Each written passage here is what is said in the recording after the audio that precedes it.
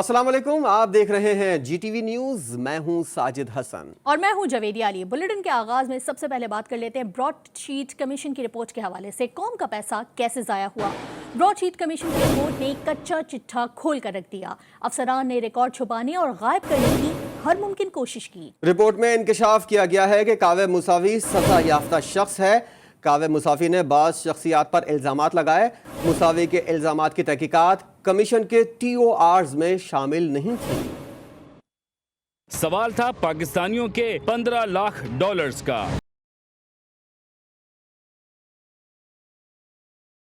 इसका जवाब कमीशन के सरबरा जस्टिस रिटायर्ड अजमत सईद ने अपनी रिपोर्ट में दे दिया।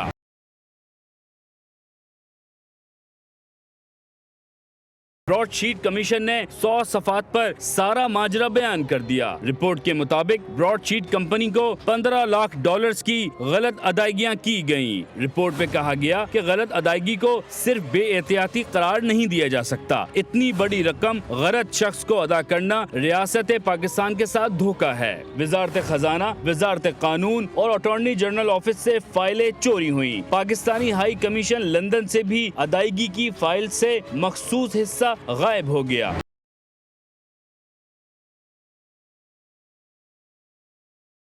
रिकॉर्ड का एक हिस्सा नैब से होने वाली खतो किताबत से हासिल हुआ। कौमी एहतसाब ब्यूरो के सिवा मुताल्लिका हुकूमती इदारों में से किसी ने कमीशन से ताउन नहीं किया। हुकूमती इदारों के अदम ताउन पर मोहनदास गांधी को फख्र महसूस हुआ होगा। ब्रॉडशीट कमीशन आसिफ जरदारी के स्विस मुकदमात का रिकॉर्ड भी सामने ले आया। कमीशन ने नैब को स्विस मुकदमात का सरबा मोहर रिकॉर्ड खोलने की सिफारिश कर दी।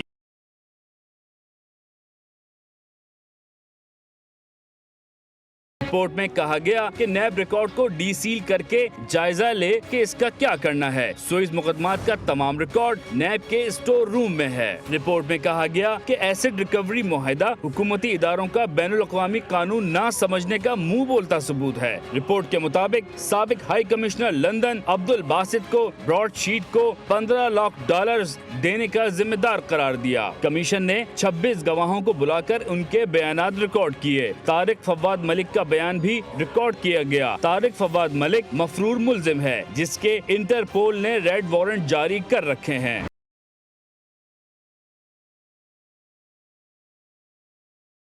जस्टिस रिटायर्ड अजमत सईद शेख ने रिपोर्ट में बयान किया कि करप्शन की हिमायत करने वाले हर जगह मौजूद हैं। ऐसे लोग टुकड़ों के लिए अपने मुंह फाड़े दुम हिलाए खड़े रहते हैं। कावे मुसावी सजा याफ्ता शख्स है। इसने मीडिया पर चंद लोगों के खिलाफ बयान दिए जो सच भी हो सकते हैं। अगर हुकूमत चाहे तो इल्जामात की तहकीकात की जा सकती है। इल्जामात की तहकीकात कमीशन के दायरे अख्तियार में नहीं थी। जस्टिस रिटायर्ड अजमत सईद ने नोट लिखा कि मरगला के दामन में रिपोर्ट लिखते वक्त गीदड़ों की मौजूदगी भी थी, लेकिन गीदड़ भपकियां उन्हें काम करने से नहीं रोक सकी। रिपोर्ट में कहा गया कि ब्रॉडशीट को अदायगी का मुआहदा 22 लाख डॉलर्स में किया गया था। अहमद बिलाल सूफी ने उस वक्त के ब्रॉडशीट के चेयरमैन जेरी जेम्स से राब्ता किया था। हैरत अंगेज तौर पर जेरी जेम्स, जिससे पहला मुआहदा किया गया, इसका ब्रॉडशीट से कोई ताल्लुक ही नहीं था। कमीशन ने रिपोर्ट में कहा कि उस वक्त के नैब चेयरमैन नवीद एहसान भी इस मुआहदे में शामिल थे। रिपोर्ट के मुताबिक नैब के अफसर हसन साकिब शेख भी मुआहदे के साथ मुंसलिक थे।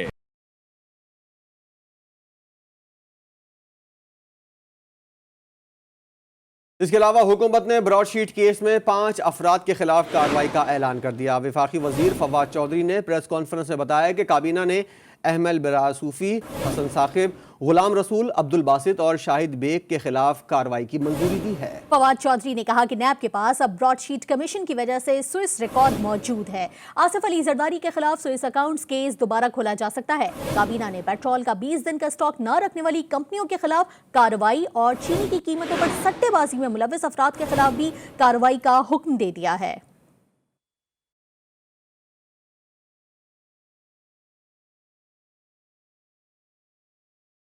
5 लोगों के खिलाफ फौरी तौर के ऊपर क्रिमिनल कार्रवाई जो है उसका हुक्म आज काबीना ने दिया है। इनमें अहमद बिलाल सूफी साहब शामिल हैं, हसन साकिब शेख साहब शामिल हैं, गुलाम रसूल साहब शामिल हैं, अब्दुल बासित साहब साबिक डिप्टी हाई कमिश्नर यूके में, उनके खिलाफ क्रिमिनल कार्रवाई का हुक्म दिया गया है। शाहिद अली बेग जो कि director audit and accounts high commission थे लंदन में, उनके खिलाफ क्रिमिनल कार्रवाई अमल में लाई जाएगी। तारिक फवाद मलिक, इन्होंने जो ब्रॉडशीट का सारा जो करवाया था कॉन्ट्रैक्ट, उनके खिलाफ क्रिमिनल कार्रवाई अमल में लाई जाएगी।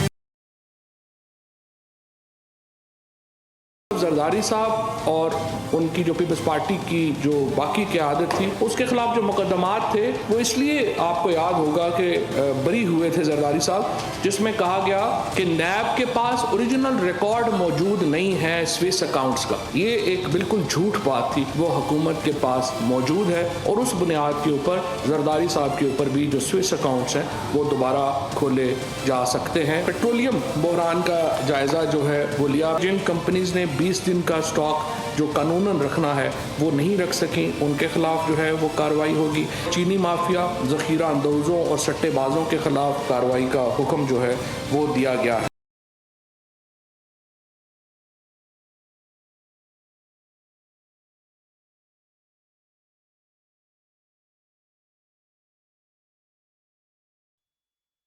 जबकि अहमद बिलाल सूफी ने ब्रॉडशीट कमीशन के तमाम इल्जामात मुस्तरद कर दिए। जराए के मुताबिक अहमद बिलाल ने केस का जिम्मेदार साबिक चेयरमैन नैब नवीद एहसान को करार दे दिया। उनका कहना था कि मुआहदे के दौरान नवीद एहसान जब भी लंदन आए जेरी जेम्स के घर पर रुके। नवीद एहसान और जेरी जेम्स के दरमियान होने वाली मुलाकातों में किसी को शिरकत की इजाजत नहीं थी। वफाकी काबीना के इजलास की अंदरूनी कहानी भी सामने आ गई। 4 वफाकी वज़रा ने भारत से तिजारत मसला कश्मीर के हल से मुंसलिक कर दी। वफाकी वज़रा ने सख्त मौक़िफ़ इख्तियार करते हुए कहा कि कश्मीर में जारी भारतीय मज़ालिम बंद होने तक भारत से कोई कारोबार न किया जाए।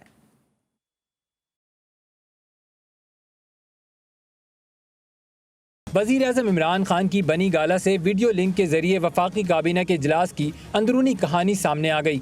वज़ीर ख़ारजा शाह महमूद कुरैशी ने चीनी और कॉटन की दरामद के साथ ही कश्मीर का जिक्र भी छेड़ दिया। 4 वज़रा ने मकबूजा कश्मीर में मज़ालिम बंद होने तक भारत से ताल्लुकात बहाल करने की मुखालफत की। मुखालफत करने वालों में शाह महमूद कुरैशी, असद उमर, शेख रशीद और शीरी मजारी हैं। मुतादिद अरकान ने चारों वज़रा के मौक़िफ़ की तायद की। काबीना अरकान का कहना था कि कश्मीर के हल के बगैर भारत से कोई कारोबार नहीं करेंगे। वज़रा ने मुतालबा किया कि आर्टिकल 370 की बहाली तक भारत से किसी किस्म की तिजारत नहीं हो सकती। मकबूजा कश्मीर में 5 अगस्त 2019 से पहले की आईनी हैसियत बहाल की जाए। मुशीर एहतिसाब और दाखिला ने सट्टेबाजों की जानिब से अप्रैल में चीनी का रेट पहले से तय किए जाने का इंकिशाफ कर दिया। शहजाद अकबर का कहना है कि रमज़ान के लिए चीनी की फरवरी-मार्च की कीमत की निस्बत 20 से 25% इजाफा किया जा रहा है।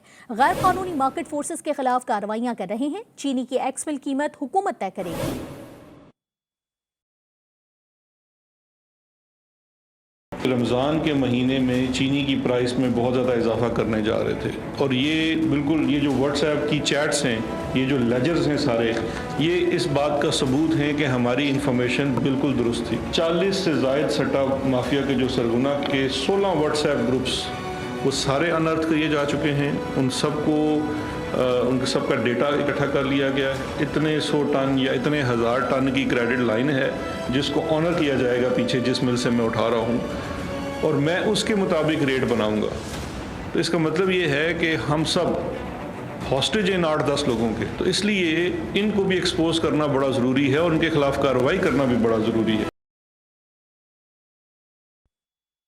और अब आपको खबर दें, अपोजिशन जमात पीपल्स पार्टी ने इंतखाबी इस्लाहात पर हुकूमत के साथ हर मुमकिन ताउन का ऐलान कर दिया। सेनेट में कायद हिज़्ब इख्तिलाफ सेनेटर यूसुफ रज़ा गिलानी का मीडिया से गुफ्तगू करते हुए कहना था कि इंतखाबी इस्लाहात ज़रूरी हैं, हम हुकूमत के साथ हर किस्म का ताउन करने के लिए तैयार हैं। उन्होंने मुस्तफ़ा नवाज खोखर की तनकीद का जवाब देते हुए कहा कि पीपल्स पार्टी एक जमहूरी जमात है। इख्तिलाफ राय जमहूरियत की रूह है जिसे पीपल्स पार्टी सराहती है। पाकिस्तान पीपल्स पार्टी जो है वो एक जमहूरी पार्टी है और जमहूरियत की खातिर पीपल्स पार्टी के अंदर डिफरेंस ऑफ ओपिनियन जो है, इख्तिलाफ राय, वो एक जमहूरियत की रूह है। इसलिए इख्तलाफ राय जो है उसको पीपल्स पार्टी अप्रिशिएट करती है, तो इसलिए उनका मौक़िफ़ है और वो अपना मौक़िफ़ देने के लिए वो आज़ाद है। मेरी पार्टी जो है वो चाहती है smooth functioning of the house, और इलेक्शंस जो हैं उसके रिफॉर्म्स जो हैं वो बहुत ज़रूरी हैं और हम कोऑपरेट करने के लिए तैयार हैं।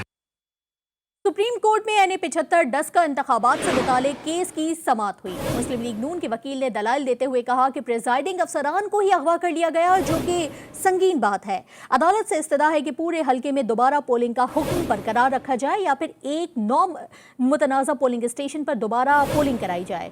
जस्टिस उमर अता बंदियाल ने इस्तफसार किया कि सिक्योरिटी इंतजामात इत्मीनान बख्श नहीं थे तो इलेक्शन कमीशन ने क्या किया। डस्का ज़िमनी इंतखाबात में पुलिस एक्शन कमीशन से ताउन नहीं कर रही थी तो रेंजर्स तलब क्यों नहीं की गई। पोलिंग के दिन संगीन खिलाफ वर्जियां हुई। हुकूमती इदारों की नाअहली किसी से ढकी छुपी नहीं। प्रिजाइडिंग अफसरान को अगवा करने वाले कौन थे? मुस्लिम लीग नून ने सुप्रीम कोर्ट में 10 प्रिजाइडिंग अफसरान का डेटा जमा करा दिया।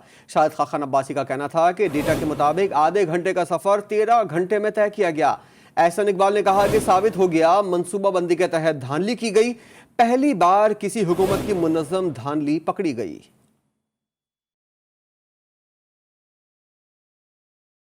10 प्रिजाइडिंग अफसर्स के जो डेटा था वो आ गया है, वो सुप्रीम कोर्ट में दे दिया गया है, जिनके पोलिंग स्टेशन 20 से 35 किलोमीटर दूर थे रिटर्निंग अफसर के दफ्तर से। जो सफ़र उनको ज़्यादा से ज़्यादा आधे घंटे में तय कर लेना चाहिए था, 13 घंटे में सफ़र तय किया। कुछ ने 12 में किया, कुछ ने 10 में किया, कुछ ने 8 में किया, कुछ ने 6 में किया। कि किसी हुकूमत की तरफ से मुनज़्ज़म धांधली करने की साजिश पकड़ी गई है।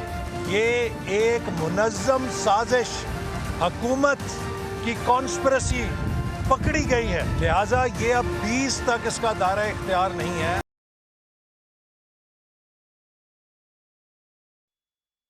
मुस्लिम लीग नून के रहनुमाओं की गुफ्तगू इदारों पर दबाव डालने की कोशिश है। अदालती फैसलों पर अमल न करना नून लीग की पुरानी रविश है। सेनेटर शिबली फराज नून लीग के रहनुमाओं पर बरहम। शिबली फराज ने कहा कि मुस्लिम लीग नून को वही फैसले कबूल होते हैं जो उनके हक में हों।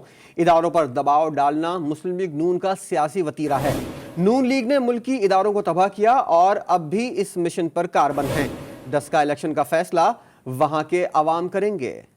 ब्रेक के बाद आपको बताएं कि लाड़काना में एक अलमनाक हादसा हुआ है। शादी का घर मातम का बन गया। बस उलटने से 4 बच्चों समेत 10 अफराद जिंदगी की बाजी हार गए।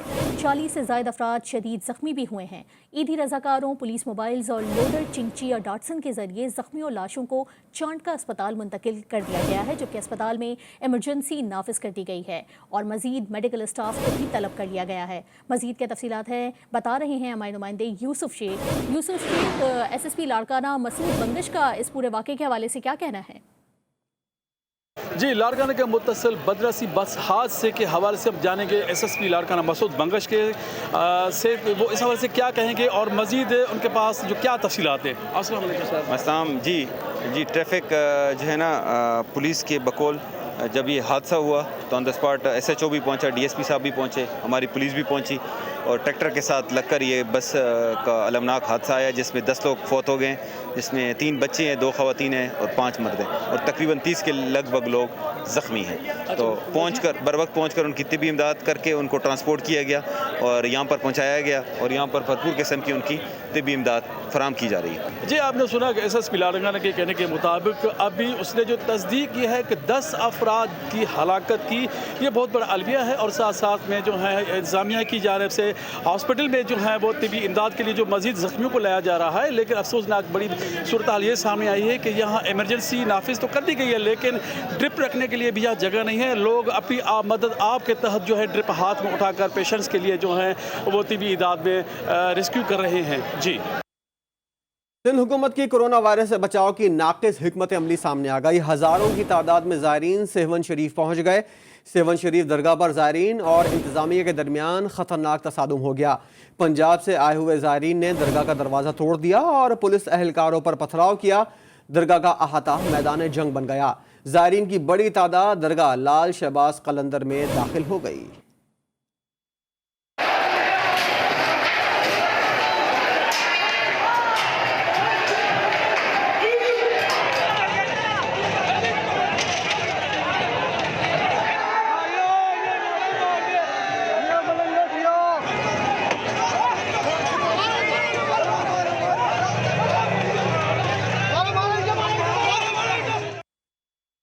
जिना अस्पताल लाहौर से भी कोरोना वैक्सीन की 600 से ज्यादा खुराकें गायब हो गईं। महकमा सेहत ने जिना अस्पताल इंतजामिया से वैक्सीनेशन का रिकॉर्ड मांग लिया। जराये के मुताबिक अस्पताल इंतजामिया ने 62 अफराद और रिश्तेदारों को वैक्सीन लगाई। सर्विसेज अस्पताल से 550 खुराकें गायब हो चुकी हैं। मजंग अस्पताल में वैक्सीन की 350 खुराकें जाया हो चुकी हैं। MS ऑफिस ने महकमा सेहत को बताया कि वैक्सीन का रिकॉर्ड मुरत्तिब करने में दुश्वारी पेश आ रही है। वफाकी दारुल-हुकूमत को कोरोना ने अपने शिकंजे में जकड़ लिया है। मुहलिक वबा की तीसरी लहर से 24 घंटों के दौरान 1 से 10 साल की उम्र के मजीद 66 बच्चे मुतासिर हो गए।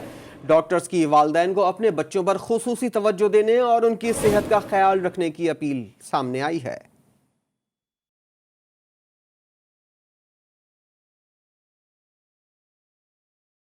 मुल्क भर की तरह इस्लामाबाद में भी कोरोना वायरस में तेजी आने लगी। आलमगीर वबा की तीसरी लहर से बच्चे भी मुतासिर होने लगे।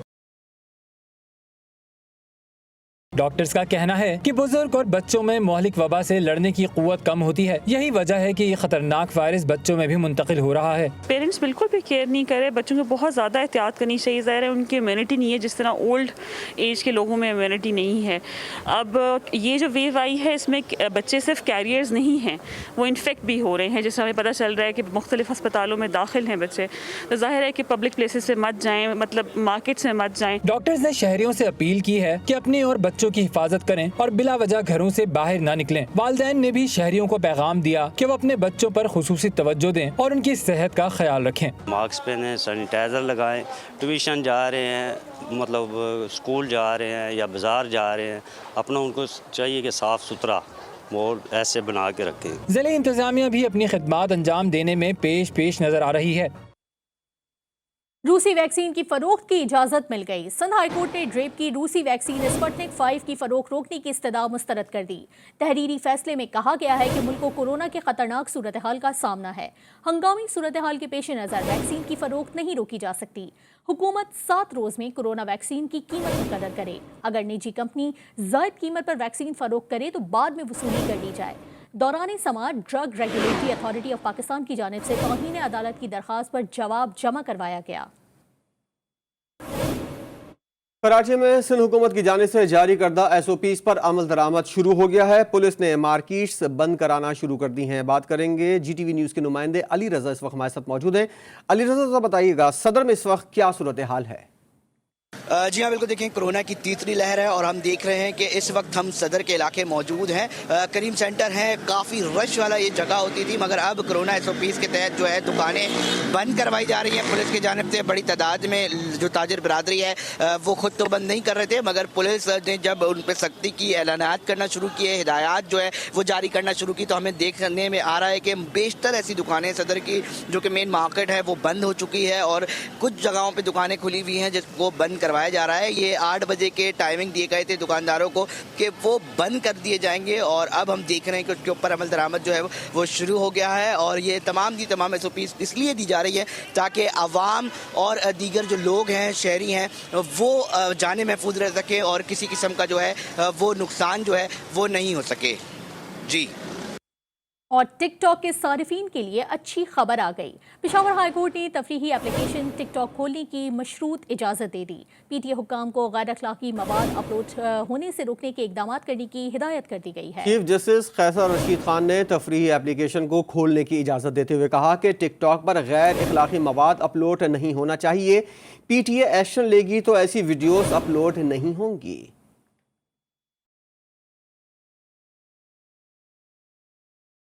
वीडियो बनाओ और अपलोड करो। पेशावर हाई कोर्ट ने टिकटॉक को खोलने की इजाजत दे दी। वीडियो में गैर अखलाकी मवाद पाया गया तो पाकिस्तान टेलीकम्युनिकेशन अथॉरिटी कार्रवाई करेगी। पेशावर हाई कोर्ट में टिकटॉक पर गैर अखलाकी मवाद अपलोड करने के खिलाफ दरखास्त की समाअत हुई। पाकिस्तान टेलीकम्युनिकेशन अथॉरिटी के आला हुकाम और दरखास्त गुजार अदालत में पेश हुए।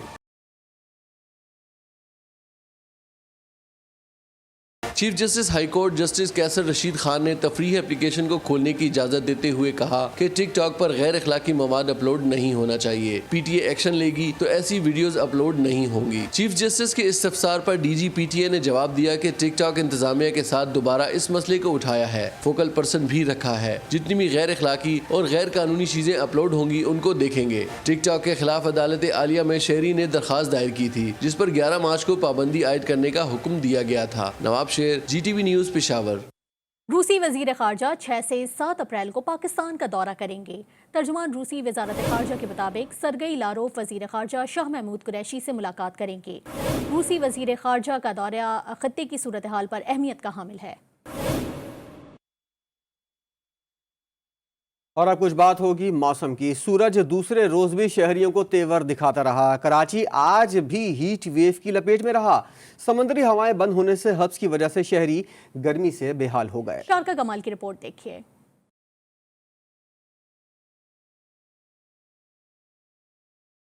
कराची वालों को दूसरे रोज भी सूरज ने खूब आंखें दिखाई। हीट वेव के दूसरे रोज भी मौसम खूब गर्म रहा।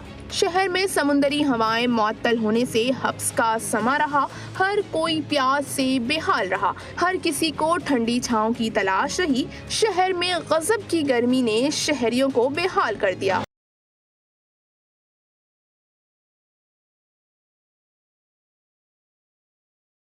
गर्मी से बेहाल शहरियों का कहना था कि घर से निकलना महाल है। गर्म हवा से परेशान हैं, बार बार पानी पीते हैं। इस गर्मी से बचने के लिए एहतियाती तदाबीर इख्तियार करना बहुत ज़रूरी है।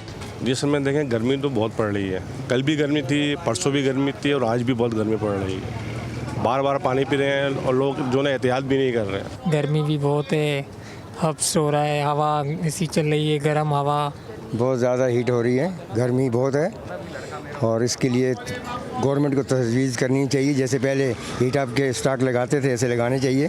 शरबत और जूस वगैरह जो है फ्री लोगों को पिलाते थे, अभी तक कोई इंतज़ाम नहीं किया गया। महकमा मौसमियात के मुताबिक जुमरात को ज़्यादा से ज़्यादा दर्ज हरारत 41 डिग्री सेंटीग्रेड रिकॉर्ड किया गया, जबकि हवा में नमी का तनासुब 6% रहा। गर्मी की हालिया लहर हफ्ते तक यूं ही शहरियों का इम्तिहान लेगी। कैमरामैन ताहिर के साथ शारका कमाल, GTV न्यूज़, कराची।